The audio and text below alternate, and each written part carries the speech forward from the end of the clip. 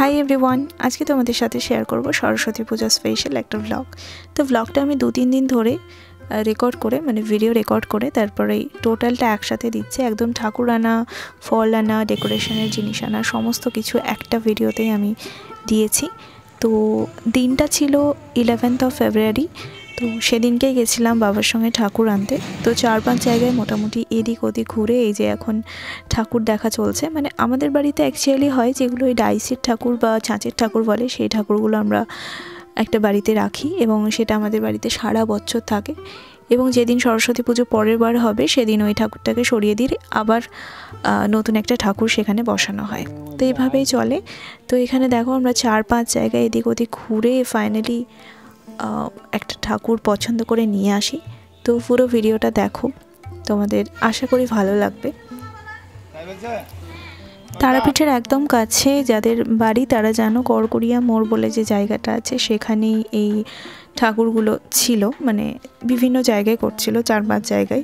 সেখানেই গিয়ে যাই হোক একটা পছন্দ করে নিয়ে আসি। বাড়ি থেকে বেরিয়েছিলাম প্রায় 3-3:30 দিকে, বাড়ি ফিরলাম তখন প্রায় 8টা বাজে।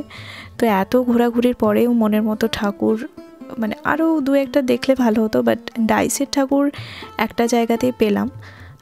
তো সেই জন্য সেখান থেকেই নিতে হলো। আর একটাই কপি আমাদের দেখিয়েছিল, কোনো অন্য ধরনের আর দেখাতে পারেনি।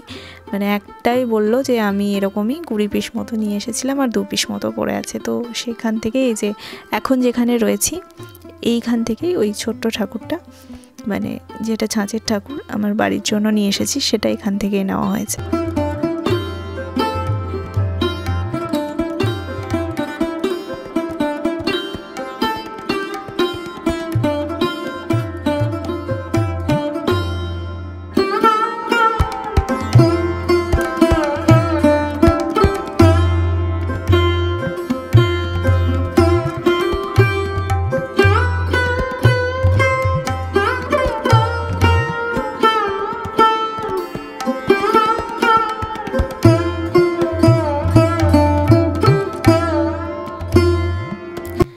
প্রত্যেকটা ঠাকুরই কিন্তু খুব সুন্দর ছিল।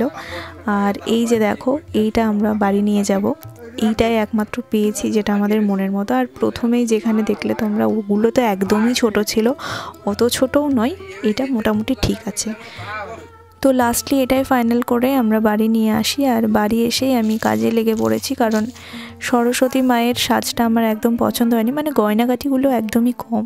তো ভাবলাম আমি যখন এত কিছু করতে পারি তখন আমার মা সরস্বতীর গলাটাই বা কেন খালি থাকে, তাই আমি বিভিন্ন রকম গয়নাগাটি দিয়ে মা সরস্বতীকে সাজিয়েছি। তোমরা নিশ্চয়ই ছবি টবি বা ওই মিনি ব্লগে তোমরা দেখেছো। তো ওগুলো আমি বানাচ্ছিলাম আর তারপরে ভাবলাম আলপনাটা করে নিই, তাই আমি ওই অ্যাক্রিলিক কালার দিয়ে এই জায়গাগুলোতে আলপনা করব। এটা পছন্দ হয়নি, তো সেই জন্য আমি এইটা চেয়ে নিয়ে এসেছি। এটা আমি সরস্বতীর গলায় এখন পরাবো। আর এই জুয়েলারিটা আমি বানিয়েছিলাম, তো এটাও সরস্বতীকে পরে বেশ ভালো লাগছে। তো এটাও হয়তো পরাবো। আর একটা পুঁথি দিয়ে বানানোর কথা আছে, তো দেখি কতদূর কি করা যায়। তো দেখতে থাকো ব্লগটা। শুধুমাত্র হোয়াইট কালারটা কমপ্লিট হয়েছে, এখন এর উপরে আমি একটু রেড দিয়ে হাইলাইট করতে চাই, তাহলে হয়তো এটা দেখতে আরও বেশি সুন্দর লাগবে, আমার স্পেশালি ভালো লাগে। তো সেজন্য এখন হোয়াইটের উপরে এটা ভালোভাবে ড্রাই হয়ে যাক, অ্যান্ড দেন তারপরে রেড অ্যাক্রিলিক কালার দিয়ে আমি আবার পেন্ট করব। তো দেখো রেড কালার অ্যাপ্লাই করার পরে এটা কীরকম লাগছে, মনে হচ্ছে পুরো লুকটাই চেঞ্জ হয়ে গেছে, কেমন সাদা সাদা লাগছিল, সেটাতে একটু কালারফুল ব্যাপার এসেছে। তো আমার তো খুব ভালো লেগেছে এই আলপনাটা। তোমাদের কেমন লাগলো অবশ্যই কমেন্টে জানিও।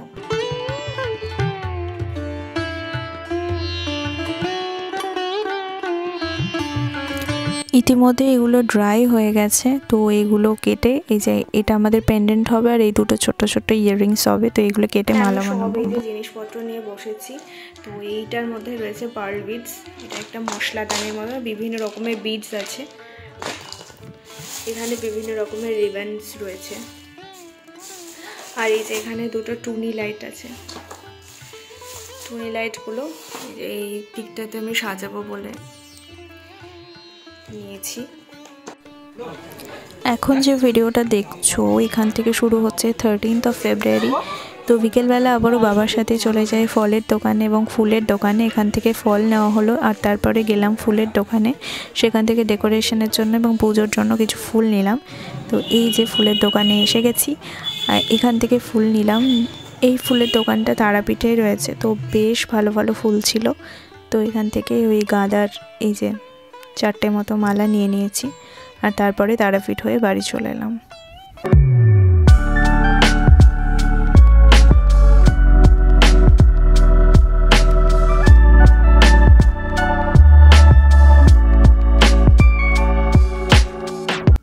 ফুলের দোকান থেকে যেই বেরোবো তখনই দেখি বৃষ্টি পড়তে শুরু করেছে, তাই আর কোথাও না দাঁড়িয়ে তাড়াতাড়ি বাড়ি চলে এলাম। তো এই যে ফলের বাজার আর ফুলের বাজার করে আমরা বাড়ি চলে এসেছি।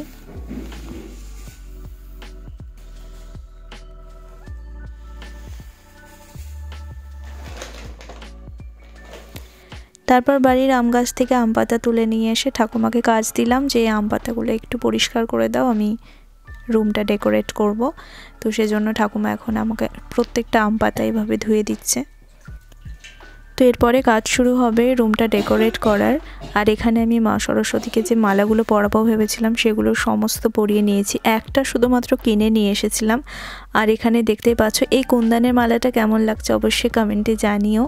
আর প্রত্যেকটাই আমি নিজে হাতে করেছি, টিকলি পরিয়েছি মাকে, 2টো কানের দুল পরিয়েছি, আর বাকি এই রেভানের মালাটাও পরিয়েছি। আরেকটা আমি পুঁথির পার্ল বিটসের ওই মালাগুলো বানিয়েছিলাম, তো সেটাকেও পরিয়েছি। মাকে সাজানোর পরে আমি এখানে এই যে ডেকোরেশনের কাজ শুরু করে দিয়েছি আর এই অবস্থা করেছি ঘরের। এই দিকটা দেখো, এরকমভাবে সাজানোর চেষ্টা করছি পুরোটা। তো এখনও কাজ বাকি আছে, সবটা কমপ্লিট করি আর তারপরে তোমাদের সাথে শেয়ার। টুনি লাইট ছাড়া বাকি লাইটগুলো অফ করে দেওয়ার পরে ঘরটা লাগছে ঠিক এরকম। মোবাইলের ক্যামেরায় অতটাও বোঝা যাচ্ছে না, বাট সামনে থেকে অসাধারণ লাগছে, মানে আমি নিজে ফিদা হয়ে গেছি আমার এই ডেকোরেশনের জন্য। তো এই যে এইটা একটা করেছি, এটা সরস্বতী মায়ের পিছনে দেব বলে, তো এটা কালকে যখন সরস্বতী মাকে বসানো হবে তখন আটকে নেব।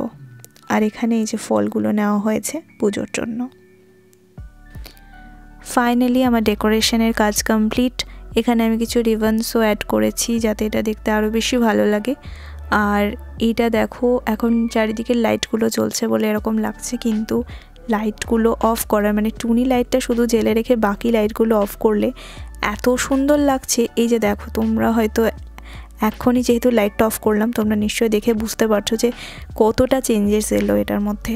আর সত্যি বলছি এতটা সুন্দর লাগছে, নিজে সাজিয়েছি বলে নয়, সামনে থেকে সত্যিই খুব সুন্দর লাগছে, যেটা মোবাইলের ক্যামেরায় অতটাও বোঝা যাচ্ছে না, কিন্তু সামনে থেকে অসাধারণ লাগছে। আমি তো মনে হচ্ছিল যেন ঠাকুর ঘরেই বসে থাকি, এত সুন্দর লাগছিল। তো তোমরা আমাকে অবশ্যই জানিও যে সাজানোটা কেমন হয়েছে আর ঠাকুর ঘরটা কেমন লাগছে। হলুদ আর কমলার কম্বিনেশনে হচ্ছে, তাই মালাটা একটু অন্যরকম বানিয়েছি। এখানে এরকম একটা লকেট বানিয়েছি মালার, আর এরকম ওই যে রক্ত গাঁদা দিয়ে এরকম একটা মালা গাঁথলাম। তো আশা করি ভালোই লাগবে দেখতে।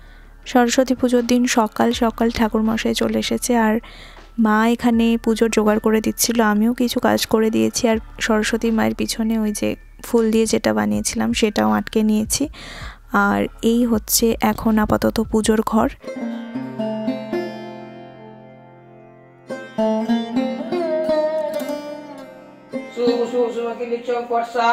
ओम सर्वोदितं ओंकारि सर्वदेव समन्वितं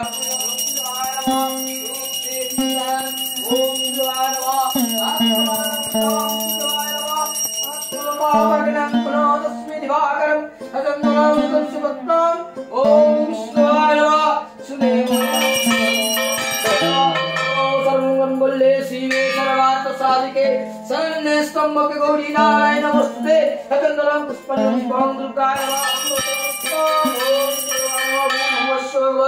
ओम पुत्ताय लोपदार्पितं गीशमोहिनी कौरक्ष सरस्वती नमो नमो। जय जय देवी चराचर सारे गुणो जुगो शोभिता मुक्ता हारे बीना रंजित पुस्तक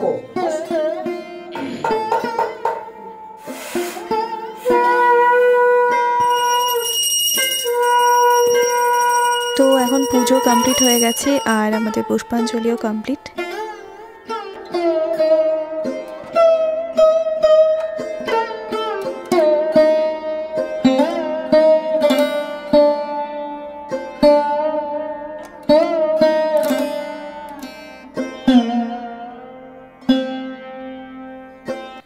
তো এটা হচ্ছে সন্ধেবেলা ঠাকুরঘরটা আরও বেশি সুন্দর লাগছিল, তো একটা ক্লিপ নিয়ে রেখেছিলাম। কেমন লাগলো পুরো ব্লগটা অবশ্যই কমেন্টে জানিও। আর আজকে যারা আমার চ্যানেলে নতুন ভিজিট করেছো তাদের বলি, আমি সাধারণত জুয়েলারি মেকিং ভিডিও বানাই আর ছোটোখাটো এরকম ব্লগ শেয়ার করি। ভালো লাগলে সাবস্ক্রাইব করে নিও। আজকের মতো এই পর্যন্তই, টাটা।